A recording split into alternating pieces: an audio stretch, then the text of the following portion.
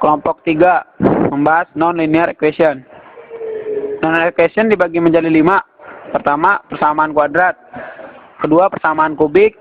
Ketiga, metode biseksi. Keempat, metode Newton-Raphson. Kelima, metode secant. Next, persamaan kuadrat. Persamaan kuadrat adalah suatu persamaan yang pangkat tertinggi dari variabelnya adalah 2. Bentuk umum persamaan kuadrat adalah ax kuadrat plus bx plus c sama dengan 0. Dengan ABC himpunan R, di mana R adalah himpunan bilangan real dan A tidak boleh sama dengan 0. Contoh, x kuadrat min 4 sama dengan 0. X kuadrat min 9x sama dengan 0. X kuadrat plus 7x sama dengan 10, dan lain sebagainya. Next, penyelesaian persamaan kuadrat. Nilai pengganti x yang memenuhi persamaan kuadrat ax kuadrat plus bx plus c sama dengan 0 disebut penyelesaian persamaan kuadrat. Beberapa cara untuk menyelesaikan atau mencari akar-akar persamaan kuadrat adalah 1. Memfaktorkan. 2. Melengkapkan kuadrat sempurna. 3. Menggunakan rumus kuadrat atau rumus ABC. Next, memfaktorkan. Sebelum akan dibahas mengenai aturan faktor 0. Aturan faktor 0 menyatakan bahwa hasil kali sebarang bilangan dengan bilangan 0 adalah 0. Misalkan 2 kali 0 sama dengan 0, 0 kali 9 sama dengan 0, atau 0 kali 0 sama dengan 0. Jadi, jika hasil kali dua bilangan sama dengan 0, maka salah satu atau kedua bilangan tersebut adalah 0. Secara simbolik dinyatakan bahwa jika AB sama dengan 0, maka A 0 atau B 0. Kata atau pada A sama dengan 0 atau B sama dengan 0 berarti bahwa salah satu dari A atau B sama dengan 0, atau bisa jadi kedua-duanya sama dengan 0. Next, dengan menggunakan aturan faktor 0, tentukanlah penyelesaian persamaan kuadrat berikut ini. Contohnya adalah pada 4x kuadrat min 32x sama dengan 0. Penyelesaiannya, persamaan kuadrat 4x kuadrat min 3x 32x sama dengan 0 adalah dapat diubah menjadi 4x kali x min 8 sama dengan 0 dengan menggunakan aturan distributif. Selanjutnya, menggunakan aturan faktor 0 akan diperoleh 4x sama dengan 0 atau 8 min x sama dengan 0, sehingga diperoleh x sama dengan 0 atau x sama dengan 8. Jadi, penyelesaian persamaan kuadrat 4x kuadrat min 32x sama dengan 0 adalah x sama dengan 0 atau x sama dengan 8. Nextnya, melengkapkan kuadrat sempurna. Ubahlah persamaan kuadrat semula dalam bentuk x plus p kuadrat sama dengan q. Dengan q lebih dari sama dengan 0. Tentukan akar-akar persamaan kuadrat itu sesuai dengan bentuk persamaan yang terakhir. X plus P sama dengan plus kurang lebih, atau X sama dengan min P kurang lebih. Next, tentukanlah nilai X dari persamaan X kuadrat min 2X min 2 sama dengan 0. Penyelesaiannya, X kuadrat min 2X plus 1 tambah min 1 min 2 sama dengan 0. X min 1 kuadrat min 3 sama dengan 0. X min 1 kuadrat sama dengan 3. X min 1 kuadrat sama dengan kurang plus minus akar 3. X min 1 sama dengan akar 3, atau X min 1 sama dengan min akar 3. X1 sama dengan 1 plus akar 3, atau X sama dengan 1 min akar 3. Jadi, HP sama dengan 1 min akar 3, 1 plus akar 3. Next, rumus ABC. Untuk menentukan akar-akar persamaan kuadrat AX kuadrat plus BX plus C sama dengan 0 adalah dengan menggunakan rumus kuadrat atau sering disebut rumus ABC. Rumus persamaan kuadrat dapat diperoleh dengan cara sebagai berikut. AX kuadrat plus BX plus C sama dengan 0. AX kuadrat plus BX sama dengan min C. Atau X plus B min 2A kuadrat sama dengan B kuadrat min 4AC per 4A kuadrat. Next, rumus selanjutnya, jika AX kuadrat plus BX plus C sama dengan 0, dengan A, B, C, elemen R, A tidak sama dengan 0. Maka X12 sama dengan min B kurang lebih akar B kuadrat min 4AC per 2A. Next, persamaan kubik. Persamaan kubik yaitu suatu fungsi yang memiliki bentuk fx sama dengan ax pangkat 3 plus ax pangkat 2 plus cx plus d, di mana a bernilai tidak nol atau dengan kata lain merupakan suatu polinomial order 3. Turunan dari suatu fungsi kubik adalah suatu fungsi kuadrat. Integral dari suatu fungsi kubik adalah fungsi pangkat 4 atau kuartik. Next, metode biseksi. Metode biseksi ini membagi range menjadi dua bagian. Dari dua bagian ini dipilih bagian mana yang mengandung dan bagian yang tidak mengandung akar dibuang. Hal ini dilakukan berulang-ulang hingga diperoleh akar persamaan. Untuk menggunakan metode biseksi, tentukan batas bawah atau A dan batas atas atau B. Kemudian hitung nilai tengah sama dengan X. Dari nilai X ini perlu dilakukan pengecekan keberadaan akar F dalam kurung A kali F dalam kurung B kurang dari 0, maka B sama dengan X. F atau B sama dengan F dalam kurung X A tetap F dalam kurung A kali F dalam kurung B lebih dari 0, maka A sama dengan X. F dalam kurung A sama dengan F dalam kurung X, dan B tetap. Setelah diketahui di bagian mana terdapat akar, maka batas bawah dan batas atas diperbaharui sesuai dengan range dari bagian yang mempunyai akar. Next,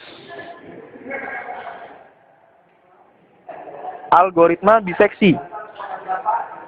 1. Definisikan fungsi f dalam kurung x yang akan dicari akarnya. 2. Tentukan nilai x, L dan XU. 3. Asumsikan akar XM pada persamaan Fx sama dengan 0 sebagai titik tengah antara XL dan XU sebagai berikut. XM sama dengan XL plus XU dibagi 2. Next. Kemudian periksa. A. Jika Fx1 Fxm kurang dari 0, maka letak akar berada di antara XL dan XM, sehingga didapat XL sama dengan XL, XU sama dengan XM. B. Jika Fx1 Fxm lebih dari 0, maka letak akar berada di antara XM dan XU, sehingga didapat XL sama dengan XM, XU sama dengan XU. C. Jika Fx1 Fxm sama dengan 0, sehingga didapat akar XM. Jika nilainya benar, maka hentikan proses perhitungan algoritma. Tentukan perkiraan baru dari akar. XM sama dengan XL plus XU per 2. Tentukan absolute relatif approximate error. Himpunan A sama dengan X new kurang X out M per X new M kali 100, di mana X out sama dengan previous estimate of root dan X new M sama dengan current estimate of root. Next, bandingkan absolute relatif approximate error himpunan A dengan precision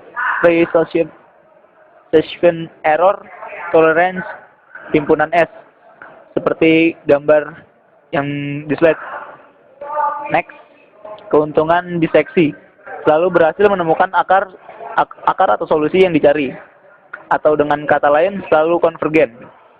Next, kelemahan biseksi. Bekerja sangat lambat tidak membandingkan bahwa sebenarnya akar atau solusi yang dicari telah berada dekat sekali dengan X0 ataupun X1. Next, metode Newton-Raphson. Waktu pencarian akar relatif lebih cepat dibanding metode lainnya, memanfaatkan turunan fungsi fx pada suatu titik P x1 fx1, membuat garis singgung pada titik P tersebut yang memotong sumbu x didapat dari xi plus 1 sampai ditemukan akar sesuai batas toleransi atau error yang diberikan. Next, bisa dilihat pada grafik yang ada di slide. Next, metode Newton-Raphson, lanjutan. Persamaan garis singgung melalui Px fx1 adalah y kurang fx1 sama dengan f aksen x1 kali x kurang x1 dengan f aksen x1 gradien garis singgung. Persamaan tersebut memotong sumbu x di titik x2, 0, maka akan diperoleh 0 kurang f x1 sama dengan f aksen x1 kali x2 kurang x1 x2 f aksen x1 kurang x1 f aksen x1 sama dengan min f aksen x1 x2 sama dengan x1 kurang f x1 atau f aksen x1. Next, metode Newton-Raphson, masih lanjutannya. Cara rekurens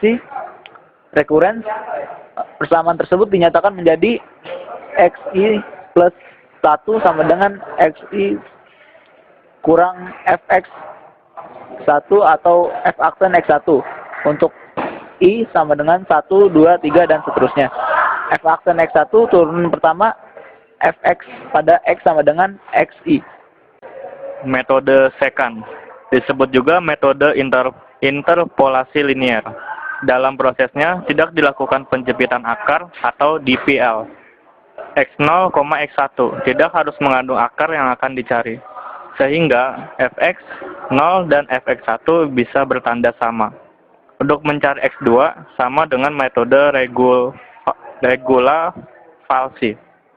Next, metode secant. Untuk iterasi berikutnya akan diperoleh interval baru x0, x1 dengan cara pergeseran x0 implikasi x1, x1 implikasi x2. Iterasi berlangsung sampai batas maksimum atau sampai dipenuhinya batas toleransi T. X1 min X2 bagi X1 harga mutlak kurang dari T. Next, proses pencapaian akar. Next, algoritma secant input x0, x1, t max fx. I sama dengan 0, found sama dengan false. Repeat, I sama dengan I plus 1, x2 sama dengan x1 min x1 min x0 dikali fungsi x1 dibagi fungsi x1 dikurang fungsi x0. x0 sama dengan x1, x1 sama dengan x2. Next, if x0 min x1 per x0 harga mutlak kurang dari T atau I sama dengan max, maka found sama dengan true. Next, seperti gambar di bawah ini.